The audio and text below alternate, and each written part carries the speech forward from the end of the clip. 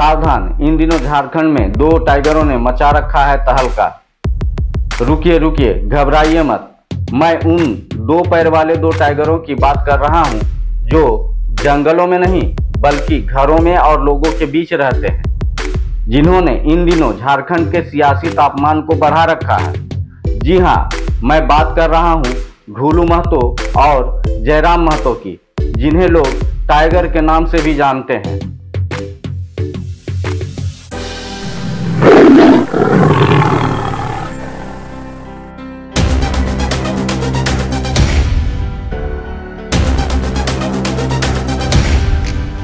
तो चलिए पहले बात करते हैं विवादों के बादशाह बाघमारा विधायक ढूलू महतो की, जिन्होंने हाल ही में अपने नाम मुकदमों की हाफ सेंचुरी पूरी कर ली है और अब तो इनका नाम गैंगस्टर प्रिंस खान से भी जुड़ गया है।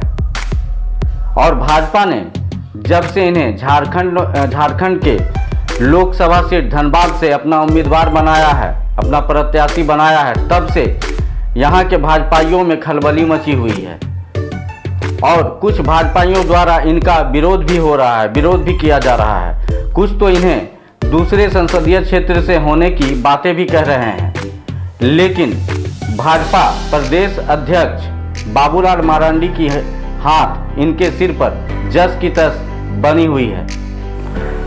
यही वजह है कि ये मस्त मलंग होकर अपने राजनीतिक दायरे को विस्तार करने में, मेरा मतलब है विधायक तो थे ही, अब सांसद बनने के कोशिशों में जुटे हुए हैं और अपने सियासती सितारे को 7वें आसमां पर देख रहे हैं।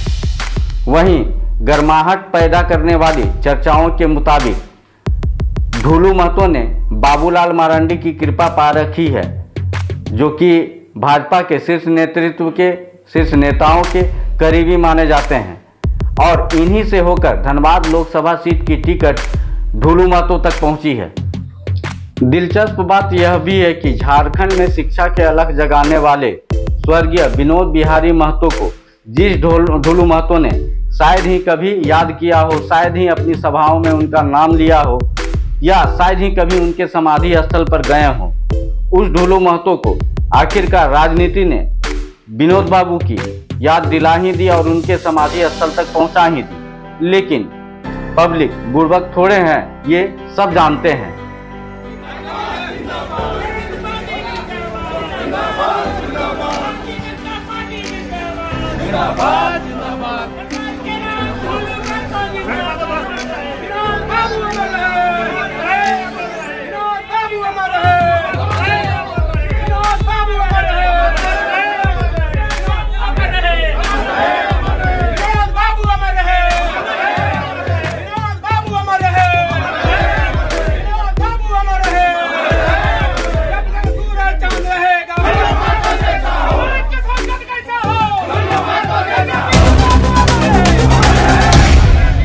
वैसे तो भाजपा के लिए झारखंड के अन्य लोकसभा सीटों के मुकाबले धनबाद लोकसभा सीट को काफी सुरक्षित, काफी भरोसेमंद माना जाता है, लेकिन ढूलू महतो को टिकट दिए जाने के बाद से जीत के आसार पर संदेहों के बादल मंडराने लगे हैं।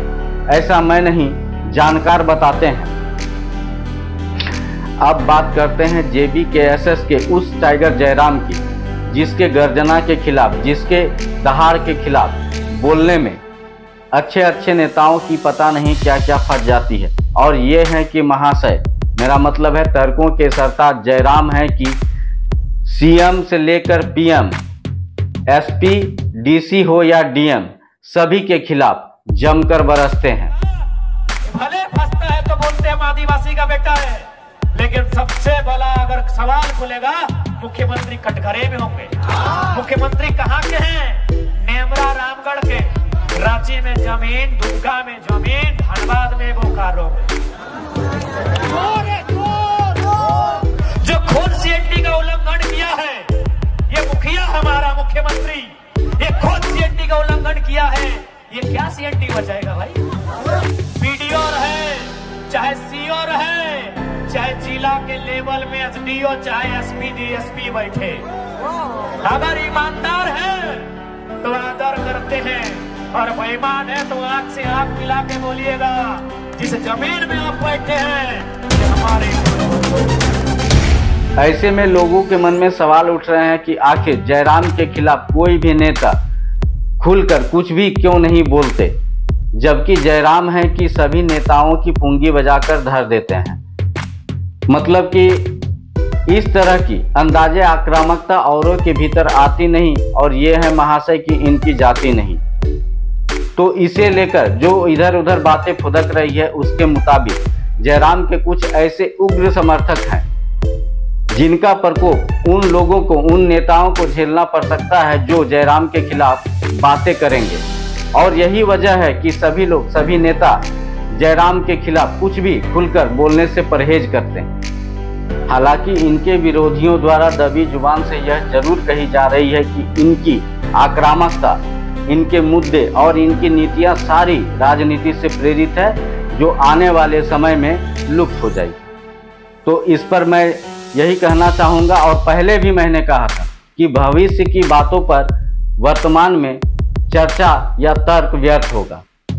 लेकिन क्या किया जाए, जब माहौल हो चुनाव का और बात राजनीति की हो, तो सभी नेता एक दूसरे पर कटाक्ष करेंगे, एक दूसरे पर हमलावर होंगे, और लोग यानी कि जनता सभी नेताओं को सवालों के कटघरे में खड़ा भी करेंगे।